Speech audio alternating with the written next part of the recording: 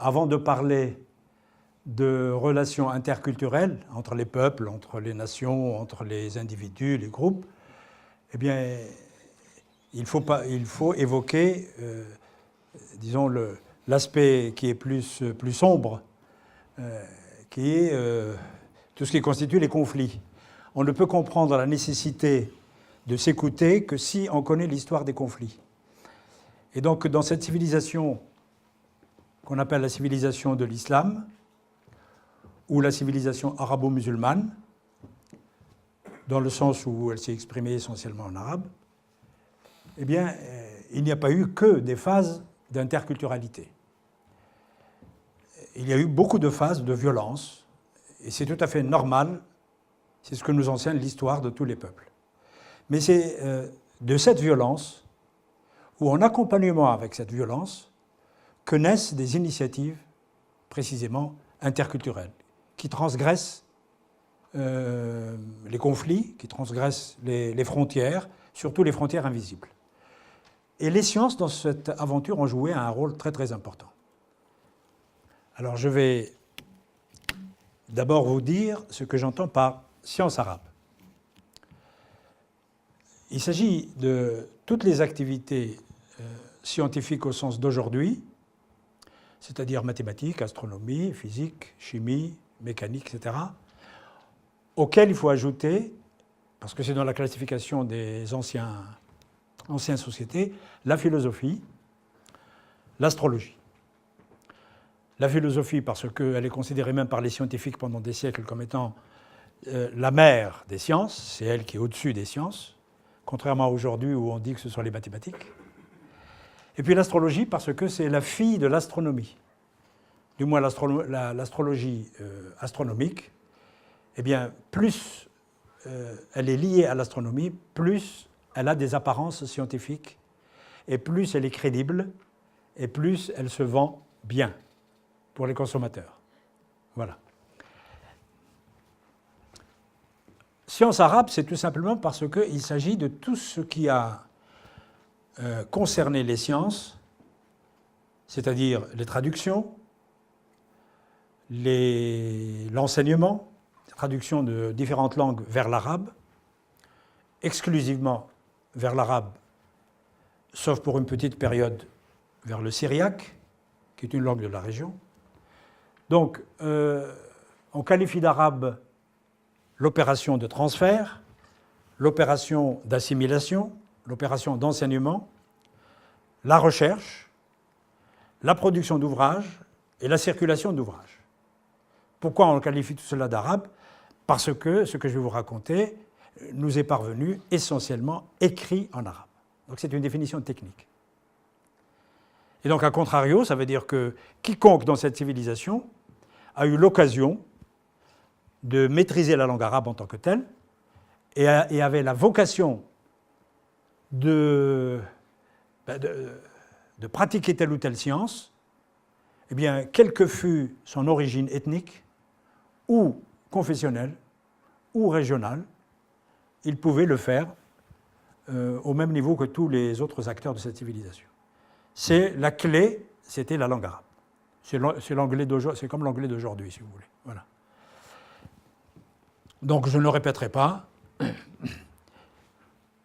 Ce qui signifie aussi que les Persans ont écrit en arabe, les Berbères ont écrit en arabe, les Turcs ont écrit en arabe, les Européens même ont écrit en arabe à un moment donné, les Juifs ont écrit en arabe,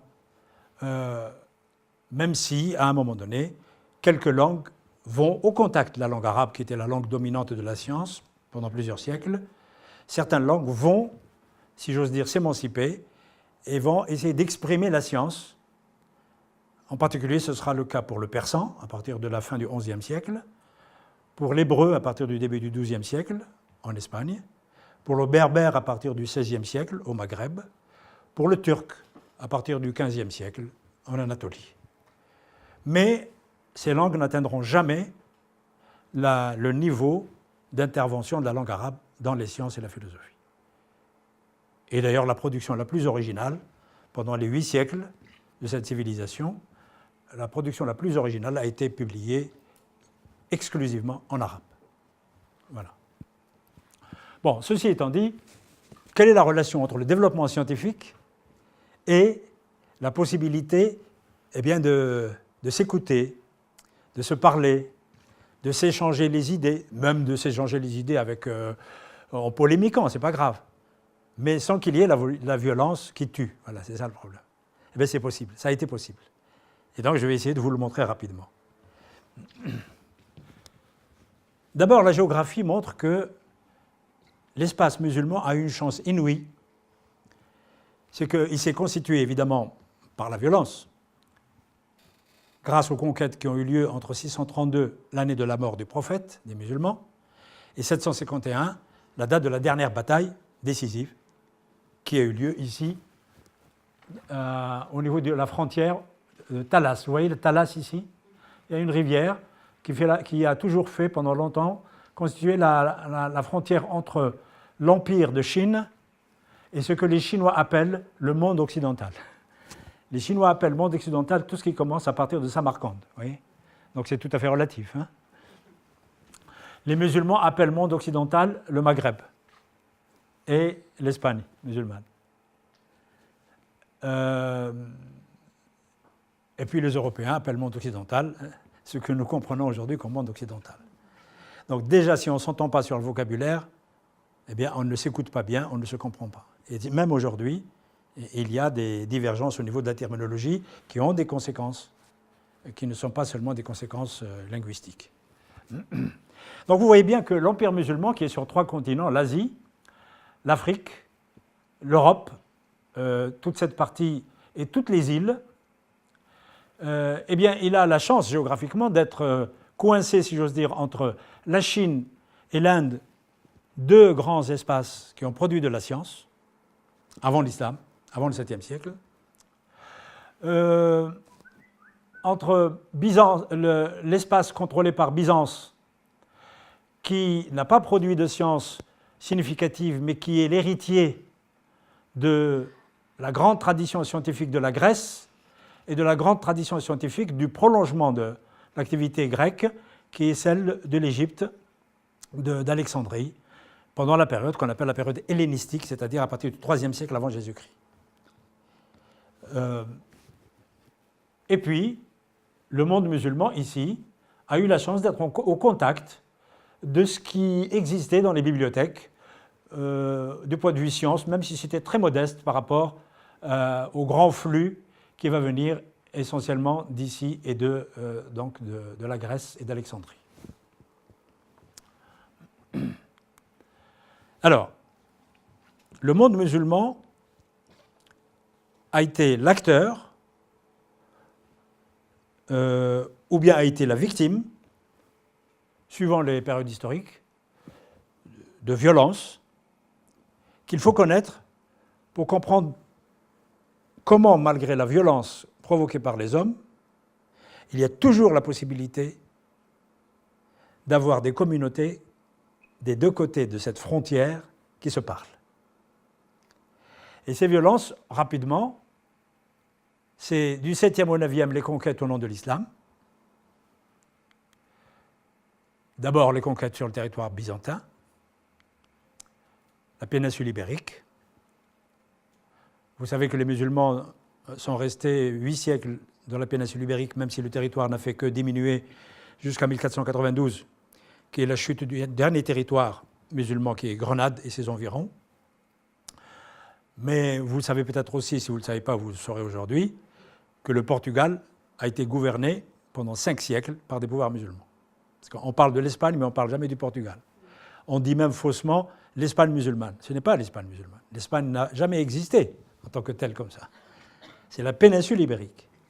Et dans cette péninsule ibérique, il y avait 2 espaces. Déjà, avec les Visigoths, il y avait l'espace donc ibérique en tant que tel. On ne peut pas l'appeler espagnol parce qu'il y avait le royaume de Castille, le Léon, l'Aragon, et puis il y avait le Portugal. Et la seule appellation qui englobe tout cela dans sa dynamique historique, c'est l'Andalus. Donc il faut l'appeler l'Andalus. L'Andalus, ce n'est pas l'Andalousie. L'Andalousie, c'est la partie aujourd'hui du sud de l'Espagne. Mais l'Andalous, c'était, regardez la carte, Andalous, c'est pratiquement plus des 2/3 de l'Espagne d'aujourd'hui, ou 80%, et 100% du Portugal. Ça, c'est à partir de 711. Ensuite, en 1492, eh bien, il restera pratiquement rien. Grenade plus Malaga plus quelques petites villes ici, tout simplement parce que le territoire va être grignoté graduellement à partir de la fin du XIe siècle par les Castillans, qui, eux, vont essayer d'unifier la péninsule ibérique, avec beaucoup de difficultés, comme vous le savez, jusqu'à aujourd'hui. Mais c'est lié à l'histoire. Hein. Ce qui se passe aujourd'hui, ce n'est pas caractériel des peuples. C'est parce que c'est profondément historique.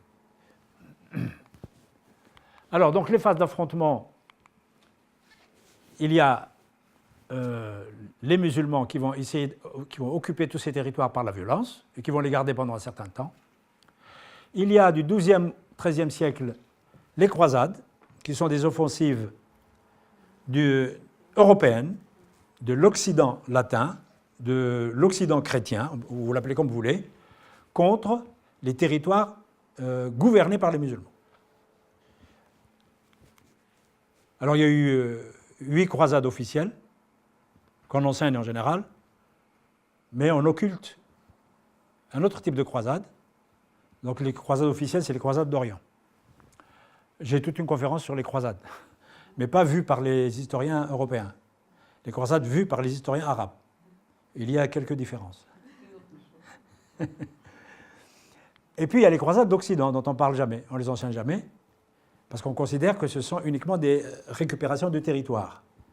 Mais en fait, les historiens les appellent les croisades, les historiens et les chercheurs, parce que comme il y a le mot croisade, ça veut dire que si elles sont soutenues par un discours idéologique, alors elles entrent dans la catégorie des croisades.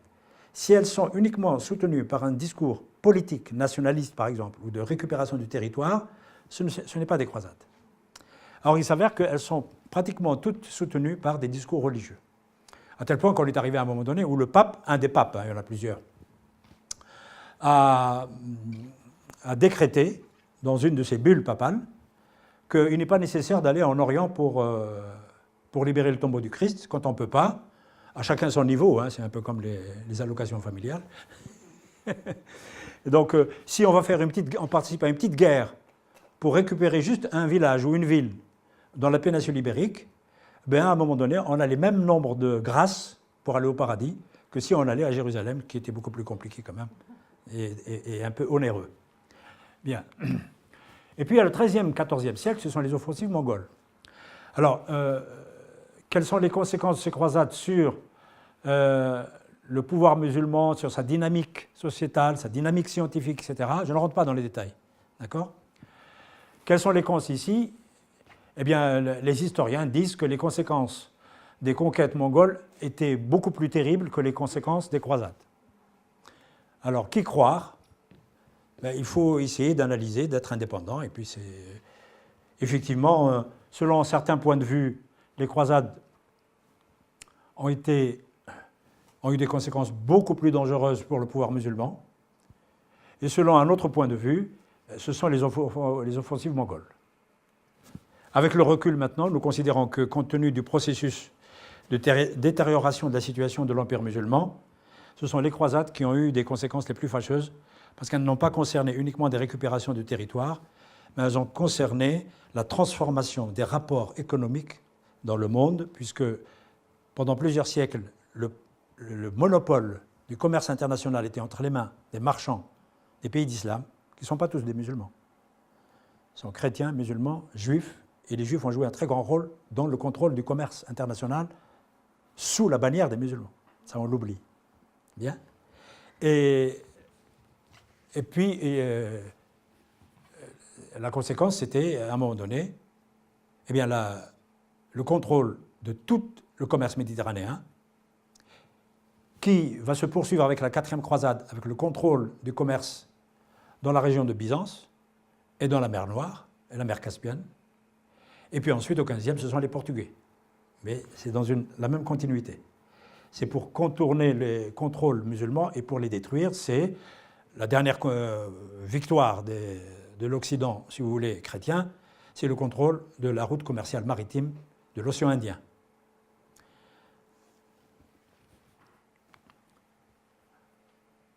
Quant aux offensives mongoles, elles paraissent d'une violence inouïe, mais la conséquence sur le plan économique a été pratiquement nulle.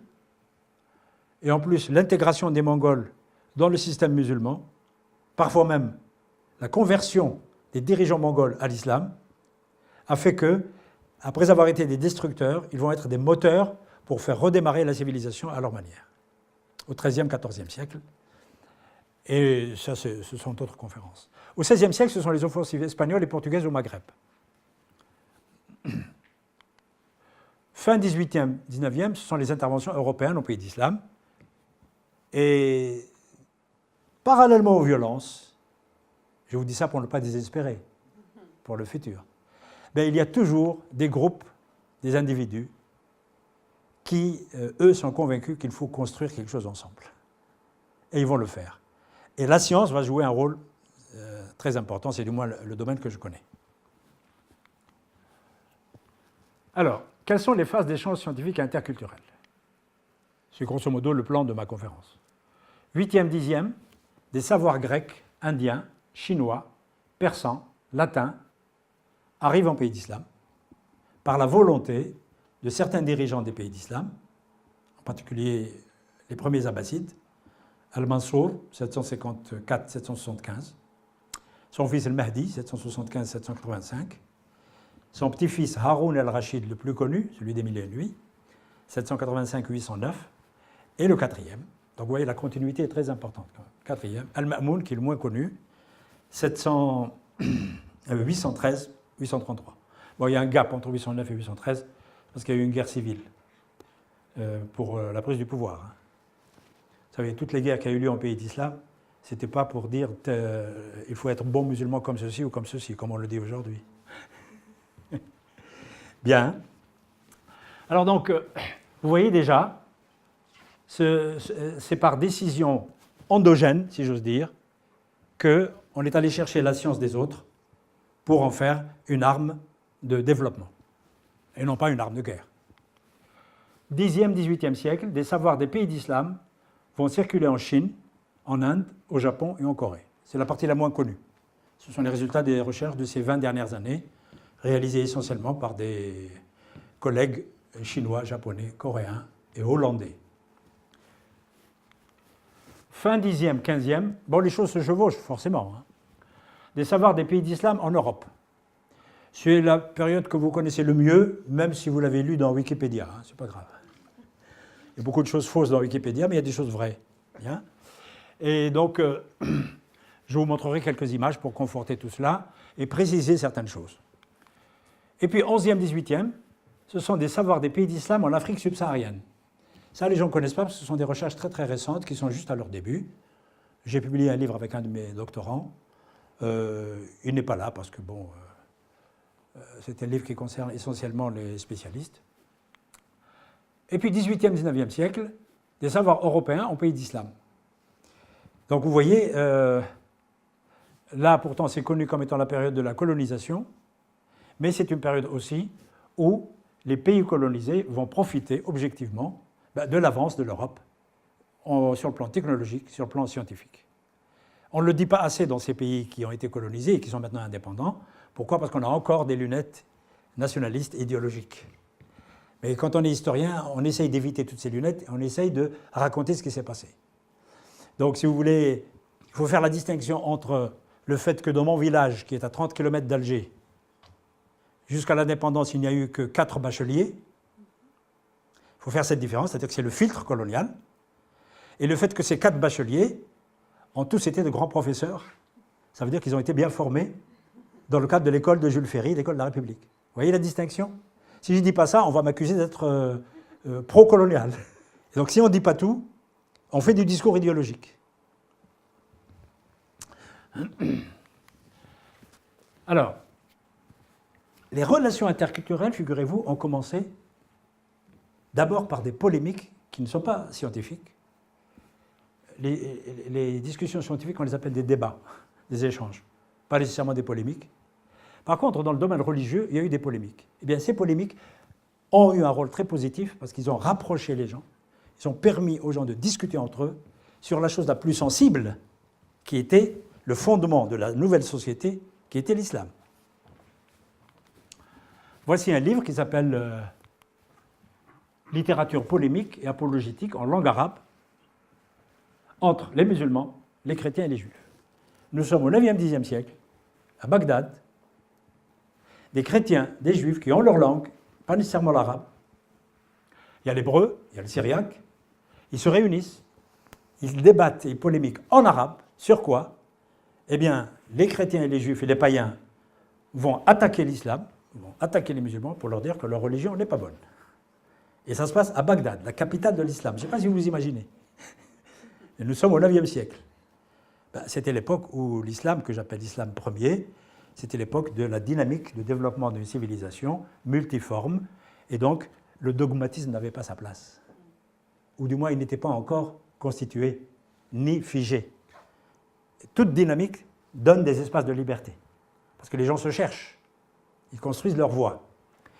Eh bien là, ce sont les califes eux-mêmes. Un calife, c'est l'empereur. C'est les califes qui ont donné des instructions pour traduire des textes, pour aider les musulmans à débattre, parce qu'ils ne savaient pas débattre. Les premiers musulmans, ils disaient Dieu a dit, Allah a dit, puis c'est tout, hein, circuler, il n'y a rien à voir. Comme aujourd'hui d'ailleurs, dans certaines discussions. Et après, ils ont vu que ce n'était pas des discussions de bistrot, et qu'il fallait discuter avec des intellectuels qui étaient très armés, non seulement de la connaissance de l'histoire religieuse du judaïsme et du christianisme, mais ils étaient armés de ce qu'on appelle les outils de la dialectique. Or, les outils de la dialectique, ce n'est pas le christianisme qui leur a donné, ni le judaïsme, c'est la philosophie grecque. C'est Aristote. Eh bien, figurez-vous qu'on en est arrivé à un point où Al-Mahdi, le troisième calife abbasside, donc le fils d'Al-Mansour, a convoqué le chef des chrétiens, l'équivalent du pape en Orient, Timothée Ier, et il lui a dit « Je te demande d'aider mes sujets musulmans de traduire du grec à l'arabe un livre qui va les aider à débattre avec les chrétiens, ils sont plus forts qu'eux, et avec les juifs, ils sont beaucoup plus forts. Ils ne savent pas débattre. » Et quel était ce livre? Un tout petit livre qui s'appelle « Les Topiques ». Ce livre d'Aristote, si vous regardez sur Internet quand vous rentrez chez vous, c'est l'outil fondamental pendant des siècles pour aider les gens à débattre pacifiquement et à argumenter et à défendre ses idées et à convaincre celui qui est en face. Essayer de le convaincre. Donc pacifiquement. Eh bien ça, c'est par décret impérial que ça s'est fait. Pourquoi on n'enseigne pas tout ça à nos enfants aujourd'hui? Mais je vous rassure, hein, on ne l'enseigne pas ici, mais on ne l'enseigne pas aussi dans les pays musulmans. Hein. Donc les dirigeants sont pareils. Hein.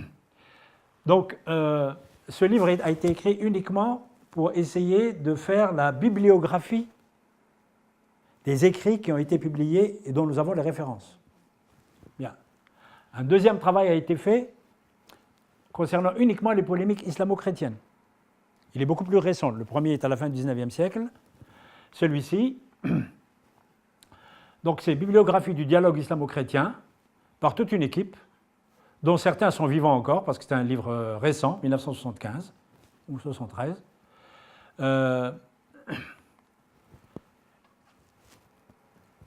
Les critiques musulmanes contre les chrétiens, bon, essentiellement les débats qui nous sont parvenus sont entre chrétiens et musulmans.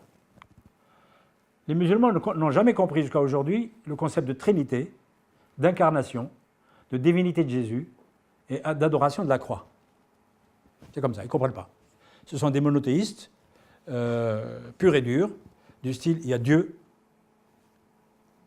et tout le reste ce sont des êtres humains.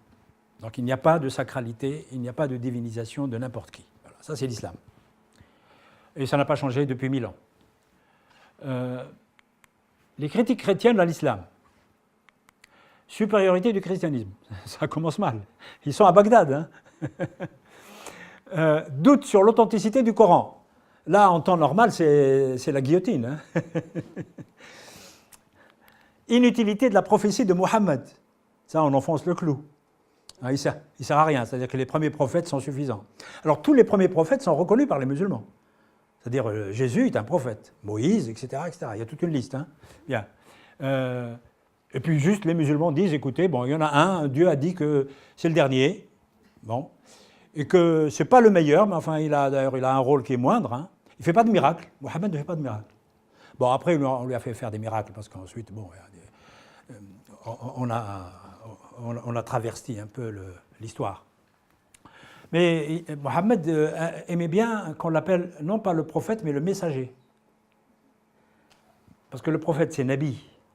Messager, c'est Rasoul. Et jusqu'à aujourd'hui, Rasoul est plus utilisé. Rasoul, c'est le facteur qui prend une lettre et qui l'apporte à quelqu'un. Et donc, lui, ce n'est que le facteur de la parole de Dieu. Vous voyez, et ça, c'est très profond chez les gens. Jusqu'à maintenant, par exemple, en Arabie, juste une petite parenthèse, si vous allez visiter le tombeau du prophète, il est à Médine, il n'est pas à la Mecque, il n'est pas question de rester plus d'1 minute devant le tombeau, par la crainte, parce que les gens ont été tétanisés par le paganisme, la crainte que ce tombeau se transforme en lieu de déviation de la religion, et ensuite on va adorer ce tombeau et non pas Dieu. Vous voyez Et donc les Saoudiens qui sont des wahhabites, hein, qui sont musulmans suivant la lettre absolument, les gens l'ont vécu. Hein. Ma mère est allée à la Mecque, mes sœurs sont allées à la Mecque, mes frères, et ils m'ont raconté qu'il n'était pas question de rester plus d'1 minute. Et donc c'est dans la logique de l'islam, etc. Après cette phase, non, pendant cette phase, lorsque les musulmans ont commencé à se conforter et puis à connaître beaucoup mieux leur corpus, qui est le Coran, livre sacré, et les paroles du prophète, qui ne sont pas sacrées, on a attribué à peu près 7000 paroles au prophète. Une grande partie ont été authentifiées, mais il y a une bonne partie qui n'est pas considérée comme authentique à 100%. Donc vous voyez, non seulement ce n'est pas sacré, mais il faut faire attention à la véracité du message. Alors à un moment donné, des théologiens ont commencé à critiquer les premières initiatives scientifiques parce qu'ils considéraient qu'il faut toujours avoir à l'esprit de combattre le paganisme. C'est la hantise des musulmans, le paganisme. Il n'y a que Dieu. Parce que le paganisme, c'est les idoles. Donc le bon peuple aura tendance à oublier qu'il y a Dieu, et on va adorer le prophète, puis ensuite le tombeau du prophète, puis ensuite les statues comme les ancêtres les adoraient. Et donc cette ligne directrice va être dominante, et donc tout ce qui est lié au paganisme va être combattu, mais d'une manière absolument parfois irréfléchie. En particulier l'origine des sciences.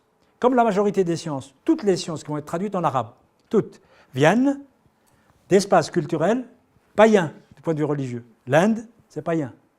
La Chine, c'est païen. La Grèce, c'est païen, avant les Byzantins.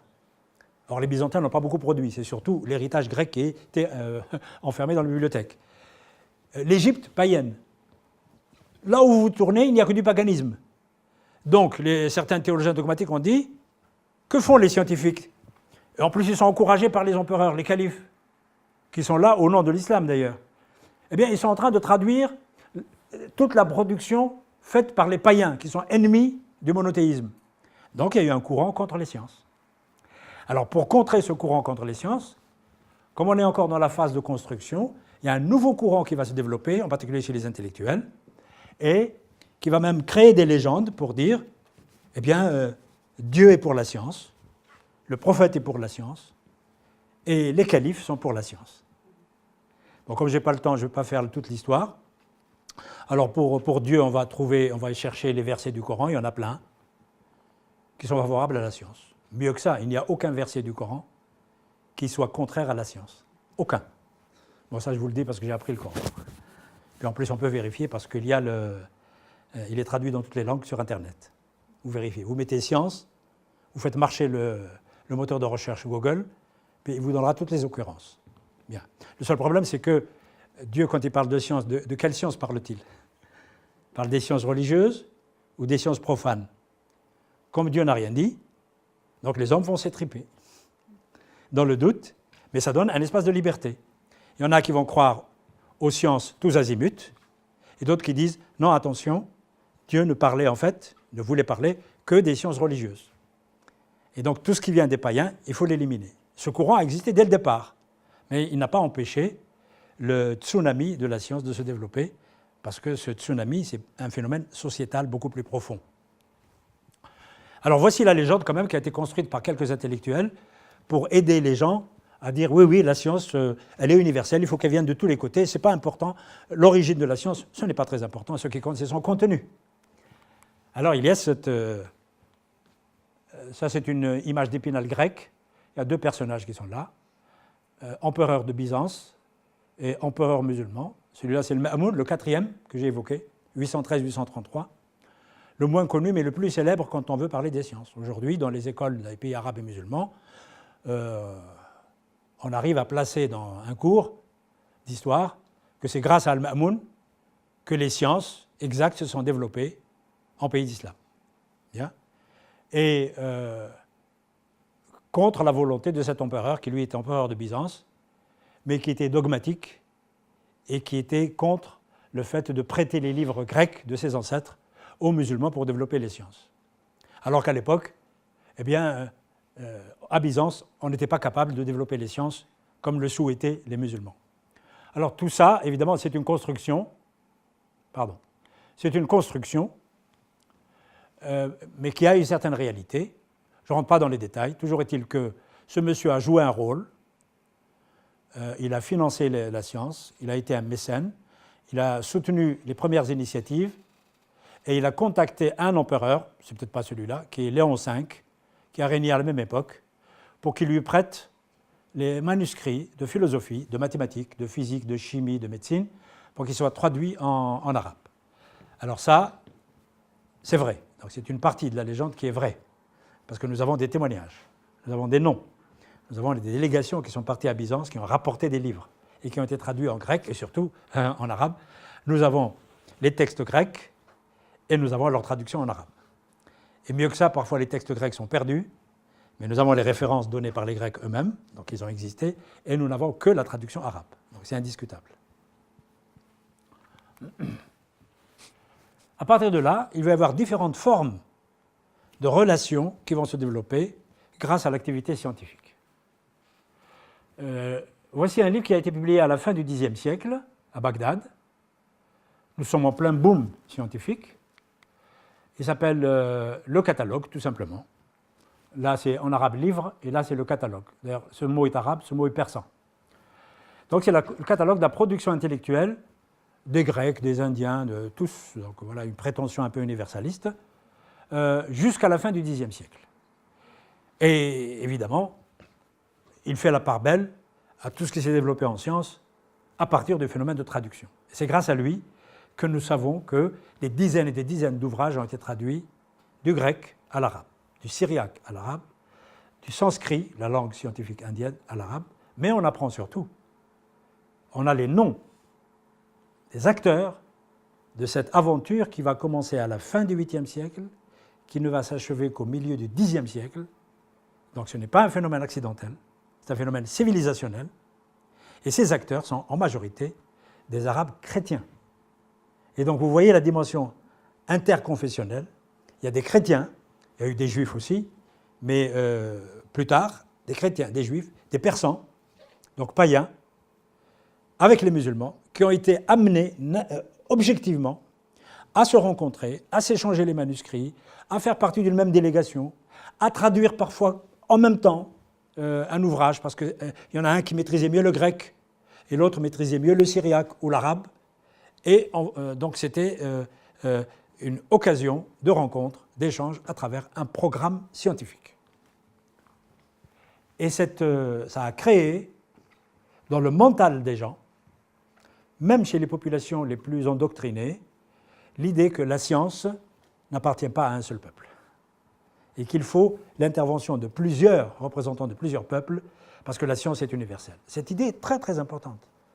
Il faut la comparer avec l'idée, la vision qu'on avait de la science en Europe au Moyen-Âge, qui est qu'elle ne devait pas sortir de la science divine. Quand je dis Moyen-Âge, c'est avant le XIIe siècle. Voici un autre livre qui a été publié à Cordoue. Il s'appelle Livre des catégories des médecins et des sages.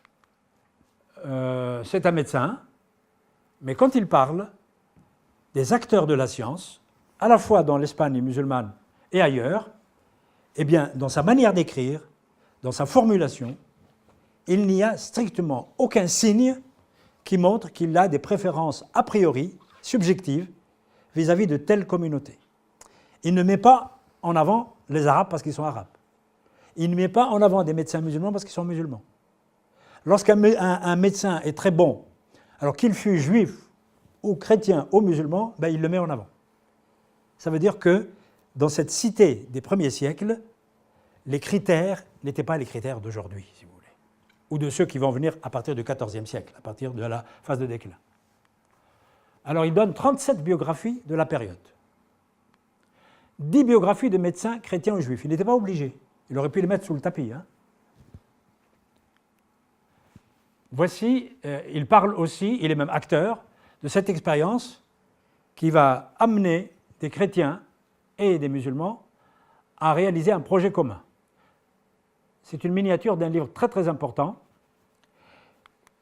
de Dioscoride, IIe siècle, le livre des plantes. Si vous voulez, c'est la Bible de la pharmacopée grecque, IIe siècle. Elle va rester la Bible de la pharmacopée arabe. Elle va être enrichie par d'autres ouvrages, etc. Mais c'est la référence. Eh bien, il y a eu une traduction en Orient. Mais en Andalus, il y avait une sorte de concurrence pour dire nous voulons atteindre le niveau des sciences qui ont été produites en Orient, parce que historiquement, ben, tout a commencé en Orient. Et le hasard a fait, les événements politiques ont fait que il y a eu des accords stratégiques, politiques, entre le pouvoir musulman de l'Andalus, tenez-vous bien, et l'empereur de Byzance, contre le pouvoir musulman d'Orient, de Bagdad, qui était dirigé par les Abbassides. Et pourquoi ça paraît naturel, alors que quand on ne sait pas, c'est contre nature, puisque c'est un musulman et un chrétien qui vont s'allier contre un autre musulman. Mais parce que le musulman de l'Andalus, c'est un Omeyyade, et c'est le frère ennemi des Abbassides de Bagdad. Parce que les Abbassides ont massacré tous les Omeyyades en 750, 51, tous sauf un, qui a échappé. Ce n'est pas une légende. Hein. Et celui-là, eh bien, il a été sauvé parce qu'il était marié en particulier avec plusieurs femmes, parce qu'il devait être calife. Donc pour des raisons de dosage politique, etc., on épouse des femmes de différentes communautés. Et donc il avait une femme berbère. Et c'est ça qui l'a sauvé. Ce n'est pas une légende ce que je raconte. Et donc il a permis de constituer une armée au Maghreb quand il s'est sauvé. Et il a pris le pouvoir, carrément, par une sorte de coup d'État, en Andalus. Et c'est lui qui a fondé la dynastie Omeyyade, qui va donner les belles choses qui nous permettent de faire des conférences un peu partout aujourd'hui. Parce que moi, je suis spécialisé dans l'histoire des activités scientifiques du Maghreb et de l'Andalus. Voilà.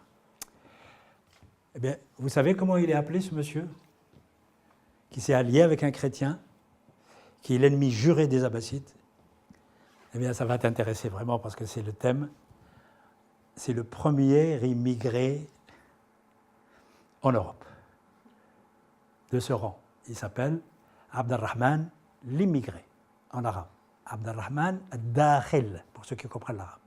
Dakhil, c'est celui qui entre, immigré. Bon, ensuite, on lui a donné un numéro quand même, c'est Abd al-Rahman Ier, parce qu'il y en aura 3. Et c'est le plus célèbre pour cette raison. Alors, qu'est-ce qu'il fait? Donc, plus tard, bien, ce livre de Dioscoride va être traduit en collaboration entre un moine qui va venir de Byzance, envoyé par l'empereur, et le médecin qui a écrit le livre, Ibn Juljul. Le troisième bibliographe est très intéressant aussi, parce qu'il va continuer cette attitude qui va se développer chez l'élite des pays d'islam, qui est qu'il n'y a pas de différence entre les êtres humains. Ce qui les différencie, c'est soit la richesse, soit le savoir, mais pas la religion. C'est très fort. Voici son livre, Les catégories des nations. Alors lui, il divise l'humanité en 7 grands peuples, pour parler des sciences. Les Indiens, les Persans, les Chaldéens, les Grecs, les Byzantins, les Égyptiens, les Arabes, les Juifs. Vous remarquerez qu'il oublie les Berbères. Donc on ne peut pas l'accuser de vouloir vraiment tirer la couverture à tous ceux qui étaient les grands acteurs politiques quand même du monde musulman. Les Berbères étaient même il y a eu des pouvoirs très importants au Maghreb pendant qu'il écrivait ça d'ailleurs. Bien. Il présente des savants chrétiens et juifs éminents en médecine, en philosophie, en théologie, chaque fois qu'il est possible, et chaque fois qu'il considère qu'ils ont atteint un niveau international. Et il ne parle pas des petits. D'ailleurs, il ne parle pas des petits aussi musulmans, etc. Ensuite, toujours à la même époque, nous sommes au XIe siècle, il y a eu deux petits rois de Saragosse, qui ont réussi à créer dans leur ville, et d'ailleurs dans l'Andalous c'est à peu près le même paradigme, mais dans leur ville c'était vraiment bien étudié, à créer une sorte de savoir-vivre, de vivre ensemble, entre les différentes communautés et surtout les élites, qui étaient exemplaires puisque les acteurs du moment en parlent. Voici leur château qui existe jusqu'à maintenant.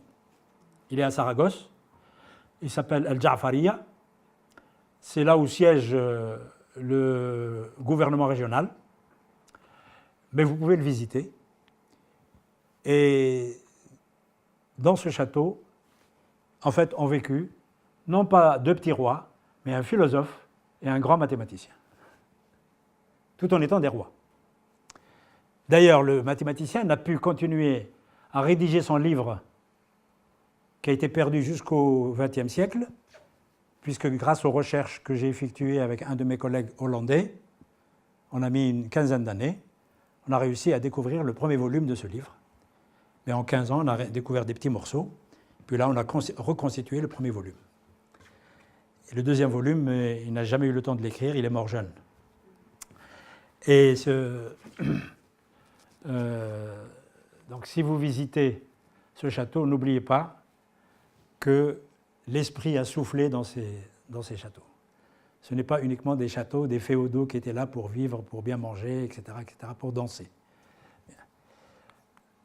Alors, dans sa ville, les relations avec la communauté juive qui étaient très importantes, en particulier les élites, eh bien, elle est explicitée par les biographes qui donnent des noms très importants d'intellectuels ou de scientifiques, voilà, des médecins, des philosophes, des scientifiques.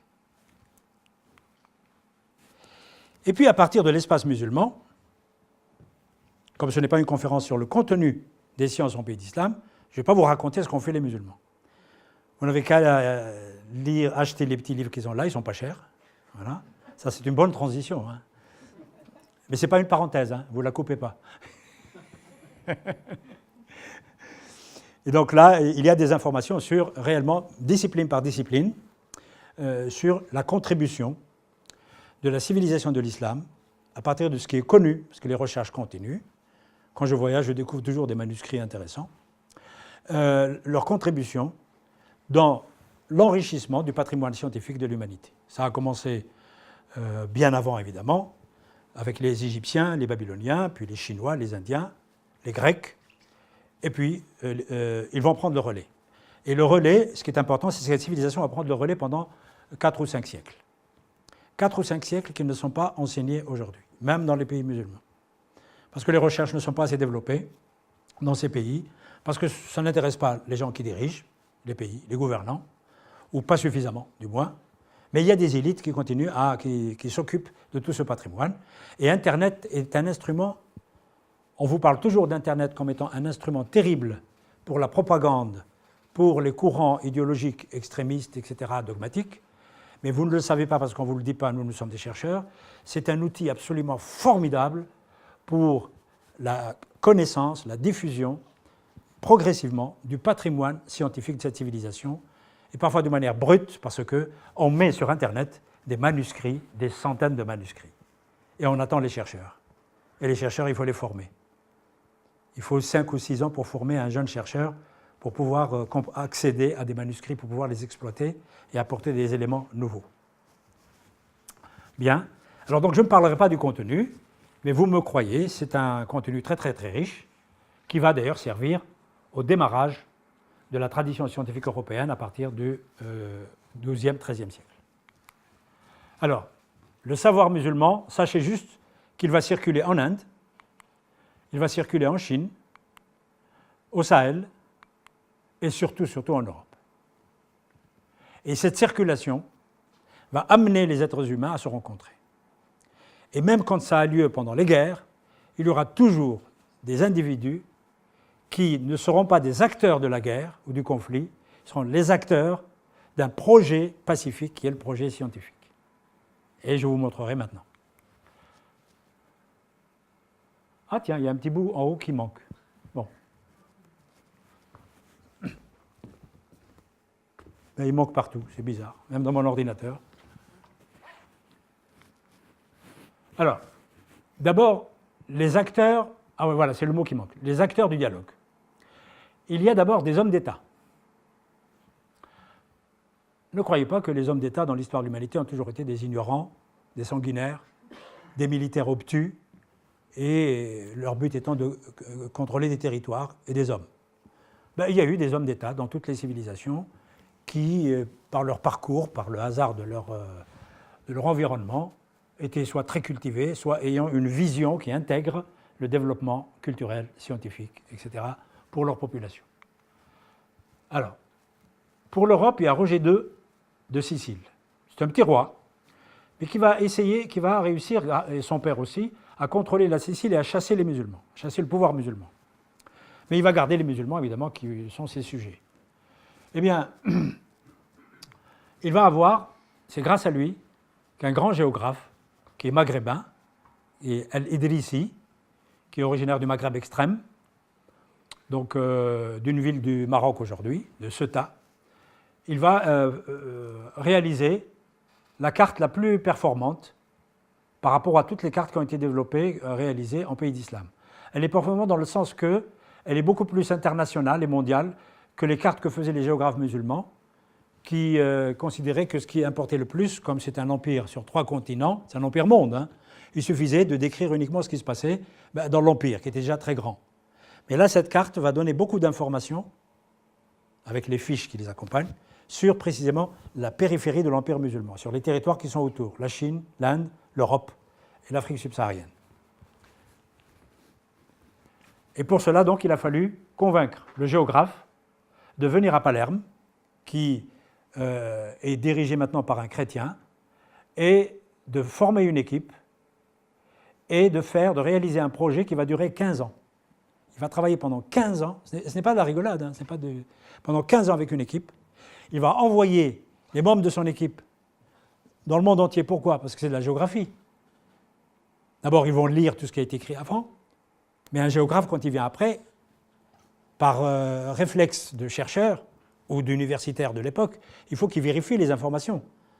Donc, pour vérifier les informations, il faut qu'ils aillent les tester par rapport à ce que dit le géographe sur les territoires eux-mêmes, et ils reviennent avec des corrections. Bon, ils ne le font pas systématiquement parce qu'ils n'ont pas les moyens qu'on a aujourd'hui. Et donc, du coup, malheureusement, on ne connaît pas les membres de son équipe. Mais du coup, c'est un des exemples, effectivement, de mécénat d'un homme d'État chrétien. Il y a Frédéric II. Alors celui-là est le plus célèbre. Il devrait être enseigné dans les écoles beaucoup mieux que ça. Le voici. Alors, il va être élevé à Palerme, et enfant, il va être à l'école arabe. Le professeur est arabe. Il enseigne l'arabe. Donc voici un empereur, le premier d'ailleurs, de l'histoire de l'Europe, qui maîtrise parfaitement l'arabe, qui lit l'arabe, qui parle l'arabe, mais qui maîtrise l'hébreu, le latin, évidemment l'allemand, parce qu'il est l'empereur du Saint-Empire germanique. C'est la moindre des choses qu'il maîtrise l'allemand aussi. Bien. Et cet empereur est très éclairé. Alors nous, en tant qu'historiens, nous disons, et ça va très bien dans le sens de cette rencontre, eh bien, quand un homme politique est élevé dans 2 cultures, 3 cultures, ce n'est pas qu'on l'éloigne de sa culture principale, c'est qu'on l'enrichit. Et on lui ouvre des fenêtres. Nous essayons de le faire avec nos enfants, plus ou moins, certains d'entre nous, pas tous. Mais à chaque fois qu'on apprend une langue ou un début de langue à son enfant, on lui ouvre une fenêtre. Ça, c'est ma conviction profonde. Bien. Moi, mon père était imam. Pas tellement, il n'était pas savant. Imam, c'est curé de campagne, hein, ici. Et donc, il avait quelques ouailles. Quand il y avait 15 qui venaient faire la prière, c'était le le grand jour, c'était le jour de l'Aïd d'ailleurs. Sinon, ça ne dépassait pas 6, 7, 8 dans la mosquée. Et c'était un islam différent. Et c'était un imam quand même qui voyait ce qui se passait. C'était pendant la période coloniale. Il est musulman, il défend la langue arabe, bien. Et puis un jour, il me dit, il faut que tu ailles à l'école des Français. Moi, ça m'arrangeait, mais pour d'autres raisons, je vous dirai. Hein. Moi, ça m'arrangeait parce que comme ça, j'étais sûr d'avoir une paire de chaussures. Parce que j'avais jamais eu de paire de chaussures. Pour aller à l'école, c'était la République. C'était obligatoire d'avoir le... Comme j'étais petit, je ne savais pas pourquoi j'avais la chance d'aller à l'école de la République. C'est parce que mon père était imam. Il était très pauvre, mais il a un statut social, il dirige la prière, etc. etc. Bien. Et c'est lui qui a décidé. Ma mère ne pouvait pas décider parce qu'elle était complètement analphabète.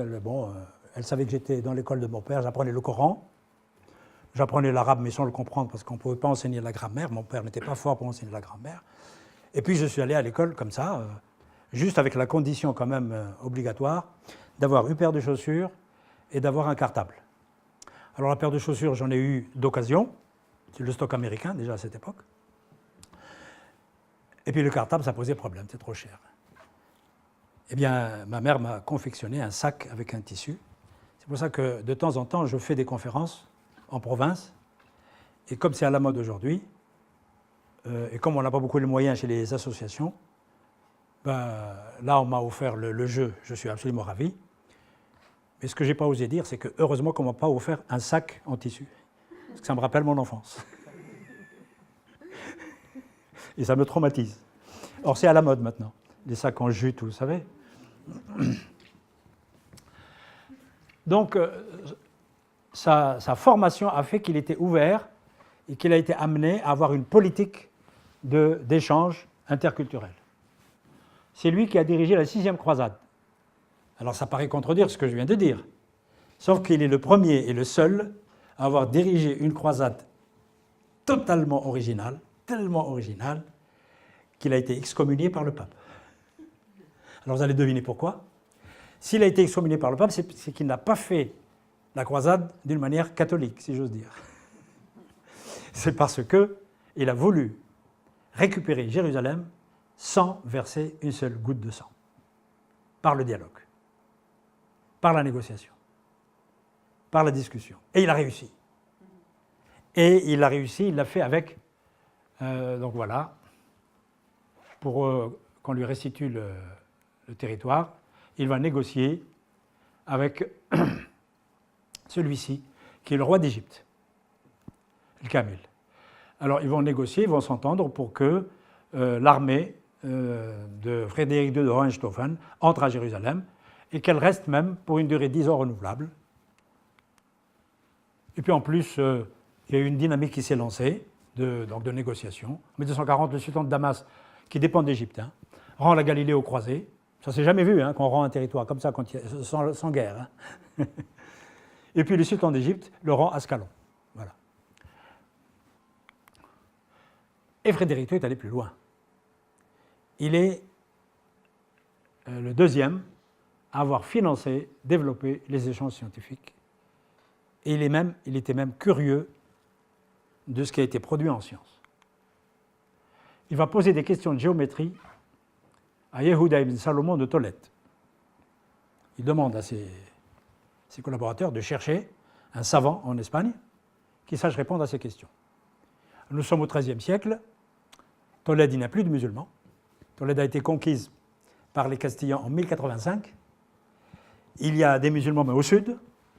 Alors lui, il avait des rapports plus faciles avec, évidemment, les pouvoirs chrétiens. Alors il trouve un juif qui est d'un niveau suffisant pour l'époque pour répondre à l'empereur. Ensuite, il va poser des questions à des savants musulmans d'Orient.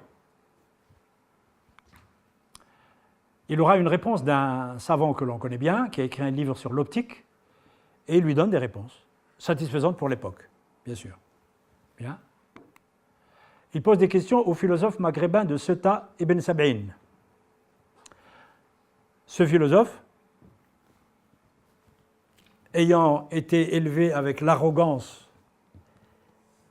d'une nation qui domine le monde, c'est la nation musulmane. J'utilise le mot de manière anachronique, ce n'était pas une nation. Un peu comme les Américains aujourd'hui. N'importe quel citoyen, inconsciemment, porte l'arrogance de son pouvoir. Et alors il refuse de répondre à l'empereur, il dit « j'ai pas de temps à perdre avec cet empereur ». Et puis en plus il est chrétien. Il est rappelé à l'ordre parce que l'empereur écrit à son collègue roi, le roi du Maghreb extrême, Mérinide, et le roi donne ordre au philosophe de répondre à l'empereur. Il répond en ronchonnant.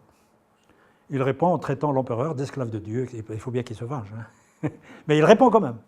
Il répond aux questions philosophiques. Bien. Échange scientifique avec Fibonacci, Michel Scott, Théodore d'Antioche. Alors là, c'est important. Il reçoit dans sa cour et il discute avec eux, il leur pose des questions.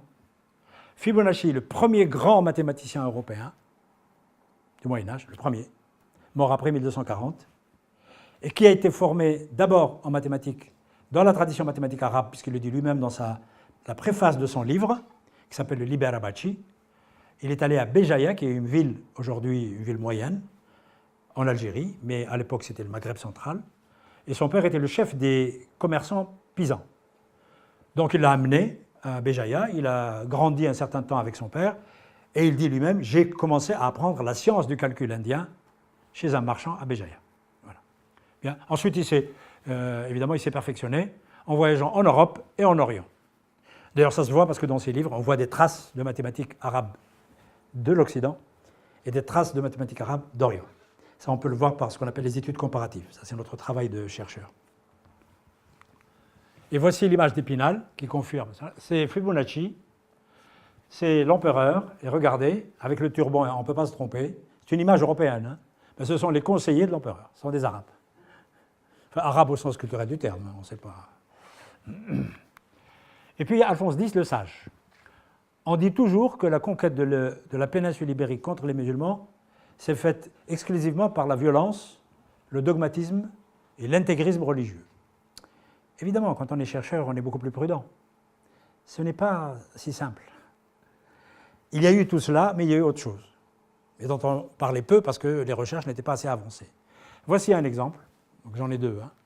Alphonse X, nous sommes au XIIIe siècle, eh bien, il va être le chantre de la récupération maximale du savoir qui était produit en Andalous, surtout ce qui l'intéressait, c'est-à-dire l'astronomie et l'astrologie, la traduction en castillan, et donc il a préservé des dizaines d'ouvrages dont nous ne connaissons pas aujourd'hui la version arabe. C'est grâce à lui que nous avons ces ouvrages en castillan. Les voici. Voici une page de Zarqali. Et puis il y a eu des hommes d'église qui ne sont pas des chefs d'État et qui ont permis de garder le contact avec cet espace qui était considéré comme ennemi par d'autres hommes d'église. Bon, ce n'est pas nécessaire d'en parler dans le cadre d'un panorama sur les sciences, mais comme ce sont de jolis exemples, je vous les donne. Bon, le premier, c'est Pierre le Vénérable, abbé de Cluny, c'est un Français. Et donc lui, le voici. Contrairement à la position des papes de l'époque, il recommande d'établir des débats argumentés avec les théologiens de l'islam plutôt que d'aller leur faire la guerre. Voilà. Il dit même la chose suivante, il dit « c'est absolument insensé », enfin, il ne le dit pas comme ça, qu'on puisse faire la guerre à des ennemis sans qu'on sache pourquoi. Si, pour le discours, pour la communication à la télévision de l'époque, on dit c'est pour libérer le tombeau du Christ. Mais le tombeau du Christ, pendant tout le pouvoir musulman, n'a jamais été prisonnier. Il a toujours été respecté. Il y a toujours eu, pourquoi? Parce qu'il y a toujours eu des minorités très fortes, chrétiennes, et qui se disputaient même entre elles, ou qui allait protéger le tombeau du Christ, qui allait rester autour du tombeau du Christ. Jusqu'à maintenant d'ailleurs, il y a les clivages.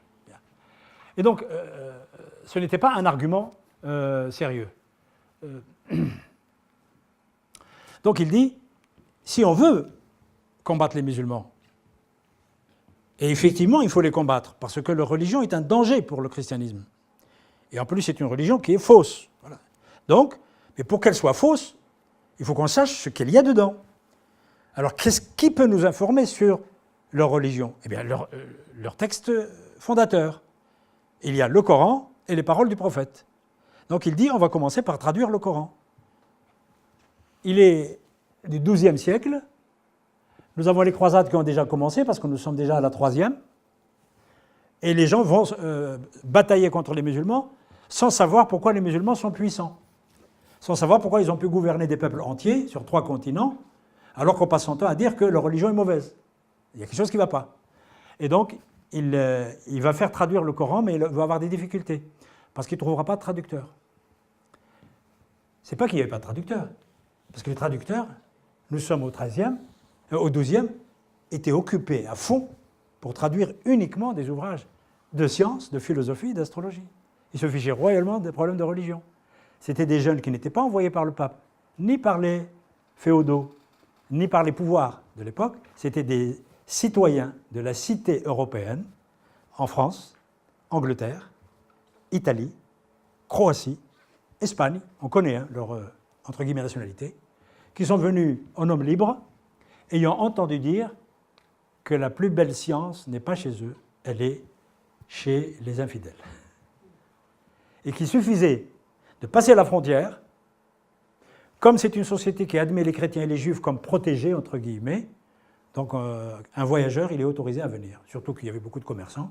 Donc ils sont venus à titre individuel. Nous avons la liste des traducteurs. Il y en a au moins 124. On est sûr des 124. Entre le XIIe siècle et le XVe siècle. Ça se raréfie à partir du XIVe, XVe. On a la liste des noms, on a la liste de ce qu'ils ont traduit, etc., etc.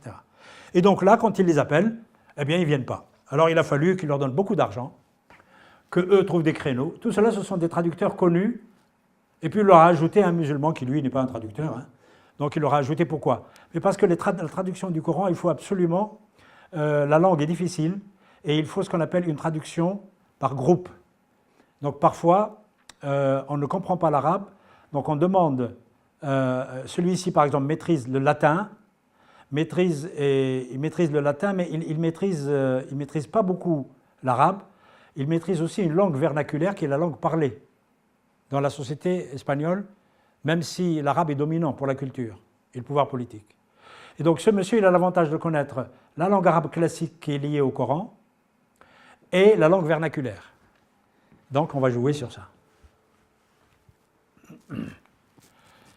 Alors voici un monsieur qui, lui, n'a pas joué un rôle pour les traductions, mais qui a symbolisé à un moment donné une volonté d'une partie de l'opinion européenne, qui était minoritaire, d'accord, mais qui voulait avoir des contacts avec le monde musulman sans violence. Des contacts pas pour leur faire plaisir, pour les convertir. Parce que le but est toujours de convertir, puisqu'il y a toujours quelque chose de base, un axiome de base, c'est que les musulmans sont des infidèles. Et donc ce monsieur va jusqu'à Saint François d'Assise, va jusqu'en Égypte, il demande audience au roi d'Égypte, il est reçu, et il dit « Je viens vous convertir, vous convaincre que ma religion est meilleure que la vôtre ». Alors il le dit à un chef musulman, hein, d'une grande puissance, qui est l'Égypte à l'époque. Alors le chef musulman, lui qui est habitué avec les croisades, il est habitué à négocier, il l'a écouté, il lui a donné un très beau cadeau, il l'a remercié, il lui a dit « Je vais réfléchir », puis il l'a remis dans le bateau, et il est resté musulman, bien sûr. Alors celui-là, lui, il a fait beaucoup plus, à tel point qu'il a craint pour sa vie 3 fois. Il a décidé, alors il s'appelle Ramon Llull, c'est un Catalan. Ah voilà, on est dans l'actualité. C'est un Catalan qui refusait aussi de régler les problèmes, les conflits avec les musulmans par la violence. Il dit, nous sommes d'accord, notre religion est meilleure, elle est la plus ancienne, il faut les convaincre par le dialogue. Ça nous rappelle les débats du 9e siècle, 10e siècle, pacifiques. Sauf que là, il ne le fait pas dans un contexte où les choses étaient préparées. Il est tout seul, dans un moment de violence généralisée, qui sont les croisades, et il va essayer quand même de faire quelque chose d'admirable. Donc, il va aller à Tunis 1 fois, il va aller à Béjaïa 2 fois. Alors pourquoi il choisit ces 2 villes? Parce qu'il a entendu dire que tout ce qui s'est passé en Orient, bon, c'est lié aux croisades, etc., donc il faut changer. Et pour changer, il va aller dans un pays qui est le plus puissant du Maghreb à cette époque-là. Ce n'est pas le Maghreb extrême, ce n'est pas le Maghreb central. C'est l'Ifriqiya, c'est-à-dire la Tunisie d'aujourd'hui, avec la Libye, une partie de la Libye, une partie de l'Algérie. Ça s'appelle l'Ifriqiya. Et ce sont les Hafsides, descendants des Almohades. Alors là, il y a un pouvoir puissant, avec un système de théologiens très constitué et un système juridique aussi, avec une vieille tradition. Il va sur la place publique de Tunis, si vous avez visité Tunis, il y a une petite place publique avant de monter dans la vieille ville. Sur la place publique, et puis il commence à attirer les foules, les chalands, etc. Et puis il commence à leur dire, à les haranguer, et à leur dire que leur religion est moins bonne que le christianisme. Alors les gens abasourdis d'abord disent « c'est pas possible, qu'est-ce que c'est que ça ?» Ensuite, des gens plus excités vont pour le lyncher, d'autres appellent la police, enfin c'est du moins le scénario qu'il y a dans ma tête, parce que la police arrive et il le sauve, parce que sinon il y a même des images d'Épinal où on le voit en train d'être lynché par la foule, des images faites en Europe. Bien. Et puis il est amené vers le juge, parce que c'est le juge qui décide. Ce sont des États quand même structurés. Alors le juge, lui, il a un droit canon, il a appris le droit. Bon, le droit qui est lié à l'islam. Mais dans le droit musulman, il y a des garde-fous. On ne vous le dit pas. Mais quand il lui pose des questions, et il lui dit « Pourquoi tu es venu ici ?» Il dit « Pour convertir les musulmans, parce que le christianisme est meilleur. » Et il lui pose d'autres questions, et puis il voit qu'un homme sensé, selon la norme du droit canon musulman, ne peut pas donner ces réponses. Il n'y a qu'un malade mental qui peut donner des réponses aussi qui mènent vers la mort. Donc que décrète le juge? Eh bien, il est amnistié. On lui donne un peu d'argent et on le met dans le bateau de retour. Sauf qu'il le fait 3 fois. Et 3 fois, on l'a remis dans le bateau. Et il n'est pas mort au Maghreb. Il est mort dans son lit, à l'île de Majorque. Celle qu'on visite. Bien. Ben, il est parti d'une bonne intention, mais ça n'a pas marché. Et puis, il y a ceux qui vont intervenir dans les sciences. Alors, voici un Français qui s'appelle Gerbert d'Aurillac, qu'on appelle le pape de l'an 1000. Lui, un jour, il va voir son évêque, son archevêque, et lui dit j'ai envie d'apprendre la science. J'ai appris tout ce qui est lié à la religion, il me faut de la science. Bon, il était pistonné quand même. Et donc, il l'envoie, il lui dit va dans le sud, vers la région où il y a un monastère qui s'appelle Santa Maria de Ripoll. Si vous êtes branché sur l'actualité récente, vous devez savoir de quoi je vais parler. Et puis il dit, là, tu auras peut-être de la chance de trouver des éléments de la science nouvelle. Parce qu'il y a des bibliothèques et il y a des livres qui ont commencé à être traduits de l'arabe au latin. Et il va dans le village qui est près de Santa Maria de Ripoll, et c'est là où il commence à apprendre, d'après son élève qui a fait sa biographie, à apprendre les sciences dites arabes, qui sont en fait des sciences grecques, indiennes, arabes. Ben, c'est de ce village que seraient venus les fameux kamikazes de Barcelone. La symbolique est terrible. Hein. Donc voilà, Gerbert d'Aurillac, le pape Sylvestre II, le pape de l'an 1000. Et puis il y a les hommes de science, anonymes ou plus ou moins anonymes. Voici un mathématicien juif, Abraham Barhiya, Savassorda. Là, c'est son manuscrit. La traduction, c'est l'écriture hébraïque ou latine là? C'est la traduction latine de son ouvrage en hébreu. Il a écrit en hébreu. Donc, ce sont les premiers juifs citoyens de la cité islamique, ou ayant été citoyens de la cité islamique, protégés entre guillemets, qui vont écrire en hébreu. Avant, ils écrivaient en arabe. Ils allaient à l'école en arabe, ils écrivaient en arabe. Voici un autre, Abraham ibn Azra, XIIe siècle, même profil, qui a écrit aussi des livres sur les mathématiques. Alors ils ne traduisent pas ces gens-là, puisqu'ils ont été formés à l'école dite arabe, ils ont appris les mathématiques comme on leur a enseigné, donc ils vont réécrire ce qu'ils ont appris, mais au lieu de traduire un texte qui ne leur appartient pas, ils écrivent directement un manuel. Voilà. C'est un phénomène très important, et la communauté juive a joué un rôle très important, méconnu jusqu'à aujourd'hui, dans précisément ces échanges à la fois scientifiques et les échanges interculturels. Et ils avaient un avantage, c'est le fait de vivre dans la communauté musulmane, malgré le fait que la société était inégalitaire. Hein, il ne faut pas enjoliver cette société. Il n'y avait aucune société égalitaire, bien sûr. Et ils avaient aussi un autre avantage, c'est qu'ils avaient des élites qui étaient puissantes, puisqu'ils participaient de manière beaucoup plus active, les communautés juives, au commerce international contrôlé par les pouvoirs musulmans. en particulier tous les commerces que les musulmans ne pouvaient pas faire qui étaient liés aux prêts sans intérêt, aux prêts avec intérêt. Les musulmans n'avaient pas le droit de faire des prêts avec intérêt, de faire des commerces avec des choses un peu pas claires, et donc les juifs pouvaient contourner ça. Bon, les musulmans ne se privaient pas de le contourner, mais disons légalement, ils n'avaient pas le droit. Donc quand c'était trop visible, ils s'associaient avec leurs collègues juifs, et comme ça, les péchés étaient endossés par leurs copains juifs. Voilà. Enfin, aux yeux des musulmans, bien sûr.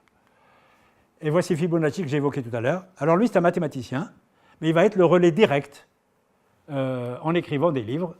Et ce livre, c'est le Liber Abashi. Il en a écrit plusieurs. Celui-là est le plus important.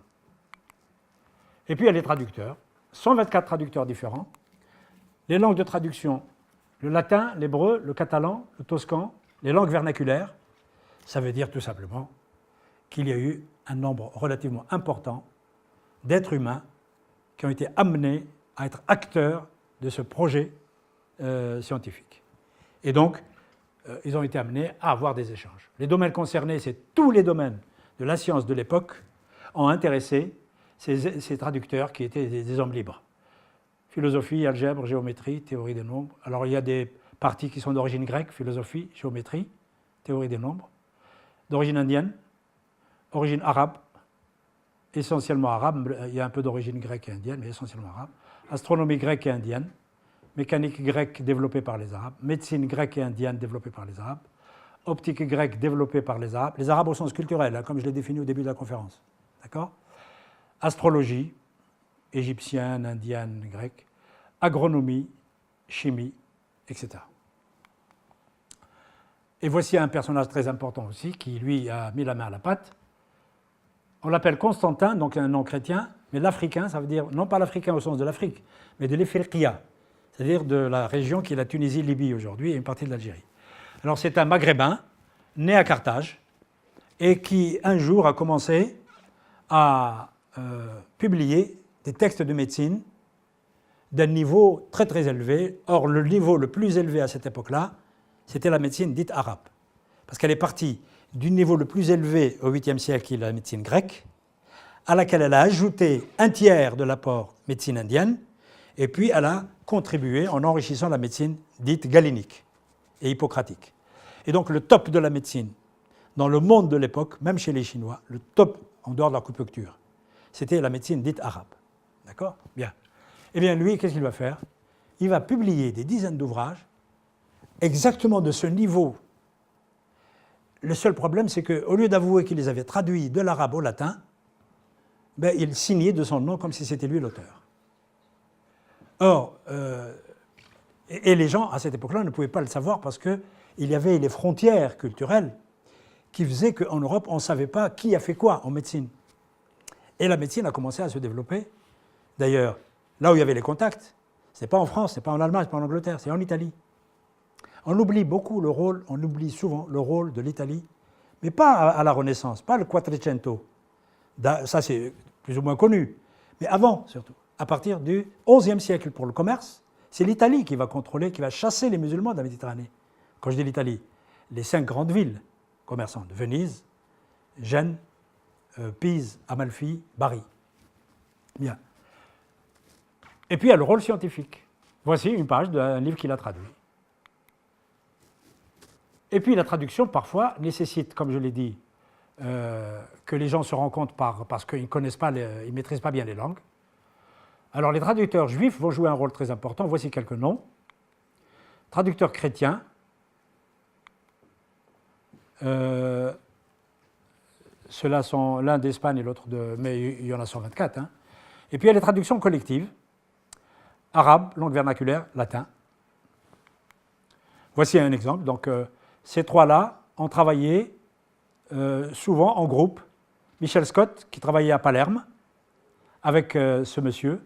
Gérard de Crémone, qui a travaillé à Tolède, avec Gallippus, qui est un musulman. C'est Ralib, mais c'est latinisé. Ibn Daoud, qui est un musulman ou un juif, qui a travaillé avec un chrétien, Gundi Salfi.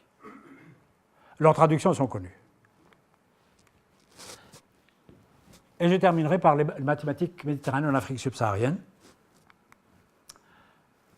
Vous voyez toutes ces routes qui sont là. Eh bien, le rôle des musulmans a été capital dans l'intégration de l'Afrique, au sens civilisationnel du terme, au monde méditerranéen.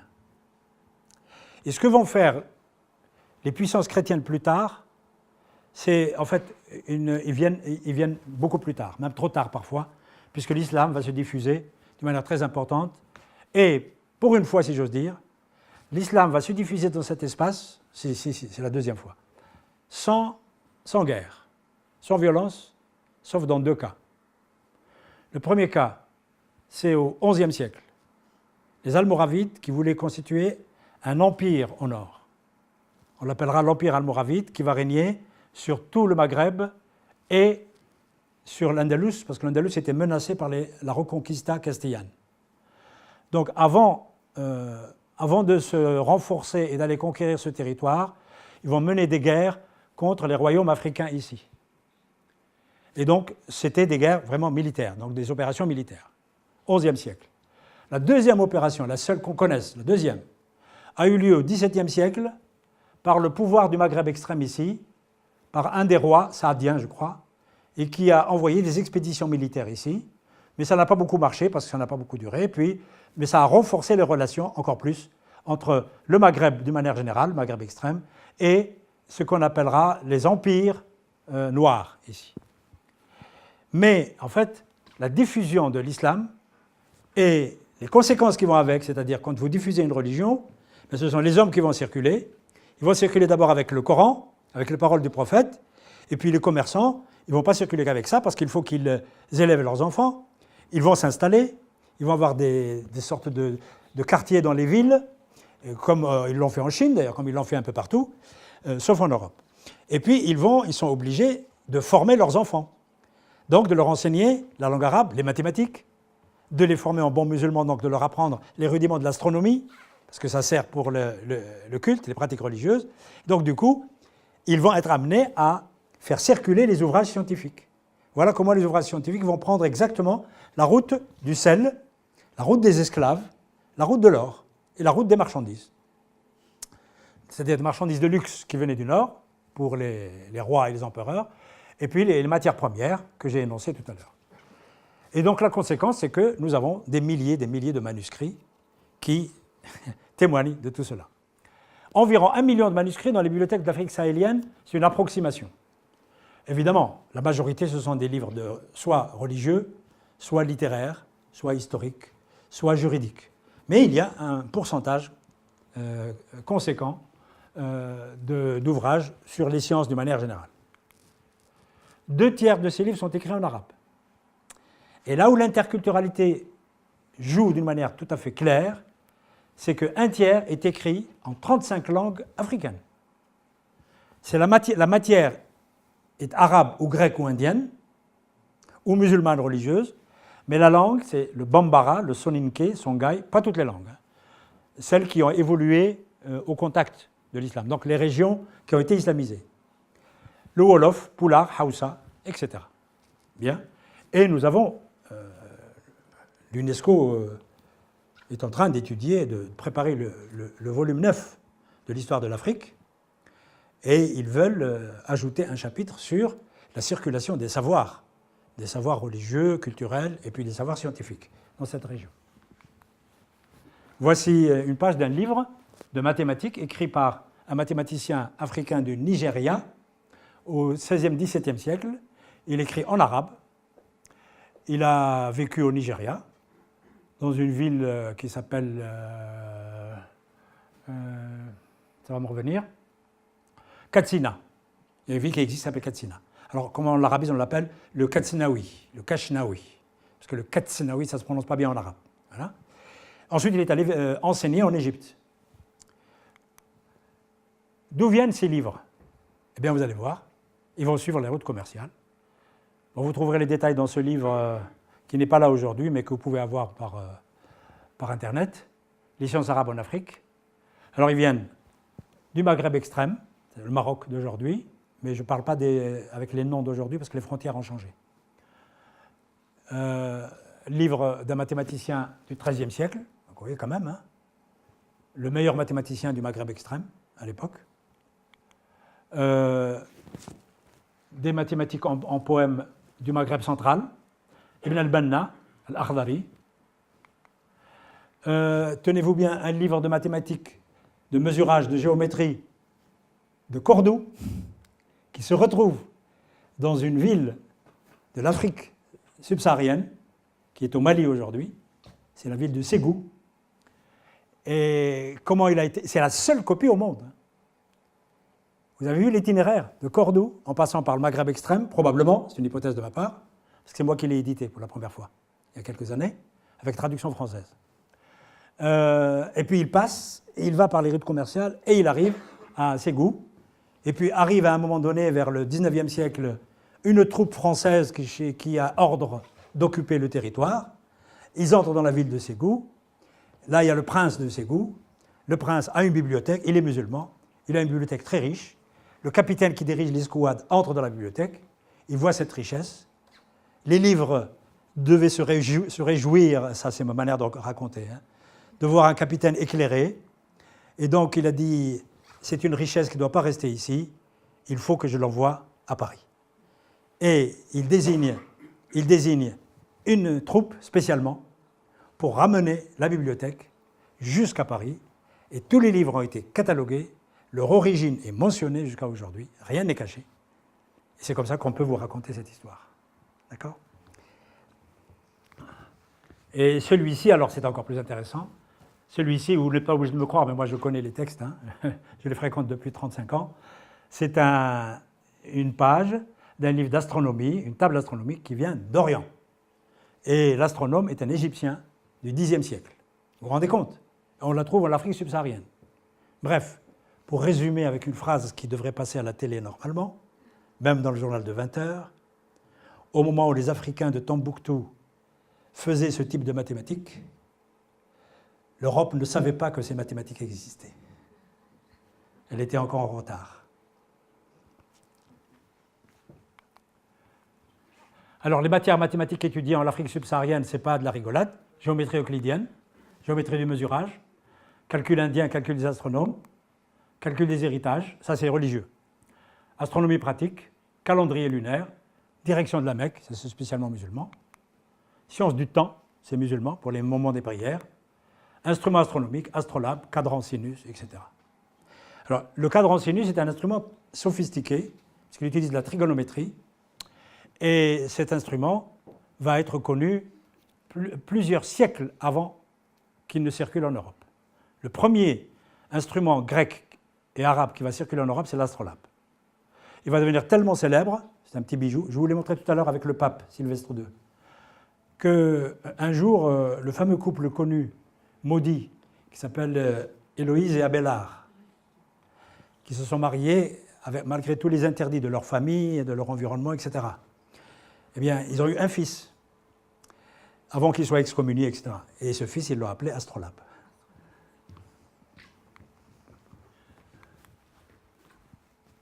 Et la dernière phase, c'est que, même si ça ne plaît pas aux nationalistes, c'est que les phénomènes de colonisation vont amener une nouvelle science, construite à partir des sciences arabes, grecques et indiennes, mais les gens ont oublié, une nouvelle science, celle qui va se construire de la fin du XVIIe jusqu'au XIXe siècle, vers les pays qui vont être conquis pour des raisons géopolitiques, mais dont l'élite va profiter de ce nouvel apport.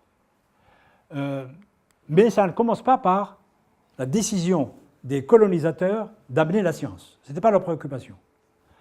La première préoccupation vient des dirigeants de ces pays qui n'avaient pas encore été conquis par les puissances européennes.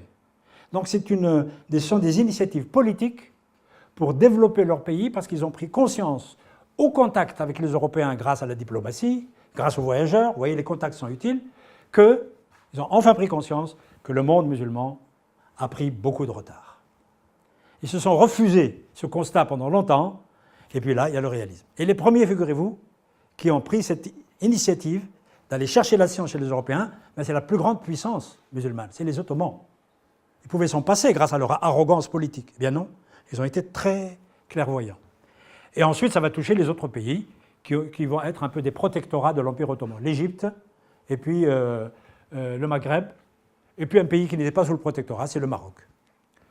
Donc, enseignement scientifique nouveau, 5 écoles impériales vont être construites dans l'Empire ottoman, transfert de technologie militaire, tout cela d'une manière totalement libre, transfert de savoir théorique, et les passeurs de savoir étaient des diplomates, des convertis, des voyageurs, des immigrés de l'Andalous, des prisonniers de guerre, bref, des citoyens en fait. Ce n'étaient pas des accords entre États. Aujourd'hui, il y a des accords entre États pour la coopération scientifique. Heureusement qu'il y a des individus dans toutes les sociétés pour transgresser, encore une fois, les conflits. Parce que là, nous sommes en plein conflit. Hein. C'est la grande stratégie européenne qui a commencé avec Philippe II pour pouvoir détruire le fameux, la sublime porte qu'on va qualifier, lorsqu'il sera terrassé, de malade ou je ne sais pas quoi. Et je finis par les deux exemples, l'Égypte et le Maroc. L'Égypte était sous tutelle ottomane, elle va imiter les Ottomans. Par contre, le Maroc n'était pas sous tutelle ottomane, et il va faire la même chose. Ils vont introduire des écoles supérieures, des écoles d'ingénieurs. Ça n'a jamais existé en pays d'islam. Hein. Il y a eu des écoles supérieures, mais qui n'étaient pas spécialisées dans la technologie. Ils avaient évidemment des vues aussi stratégiques et politiques. Ils voulaient maîtriser la technologie militaire des Européens. Ça, il ne faut pas croire, ce n'est pas des anges. Hein. L'imprimerie, l'élaboration d'une langue scientifique. Ils envoient des étudiants en Europe, en France, Italie, Angleterre, Allemagne, bien avant la colonisation, vous voyez. Pardon, bien avant, non, 1830, l'Algérie était déjà colonisée. Mais ça a commencé bien avant 1882 par l'Empire ottoman. Et puis ça, c'est après. Traduction d'ouvrages scientifiques européens. Ah, vous voyez, quand je ne contrôle pas mes conférences, que je parle beaucoup, j'oublie de préparer la conclusion avant de vous montrer l'image. Eh bien, la conclusion, elle est dans les deux images. Il y a, lorsqu'on connaît mieux l'histoire des peuples qui nous entourent, eh bien, on peut, dans notre esprit, dans l'esprit de nos enfants et de nos petits-enfants, remplacer les images de guerre, vous savez, par des images de paix, de dirigeants musulmans et chrétiens qui jouent aux échecs au lieu de s'étriper. Ils ont quand même leurs épées, on ne sait jamais, hein, d'accord? Et puis, deux citoyens qui, eux, sont très loin de la guerre, un Européen et un musulman, eh bien, qui jouent une sérénade pour le bonheur de tous. Je vous remercie de votre attention.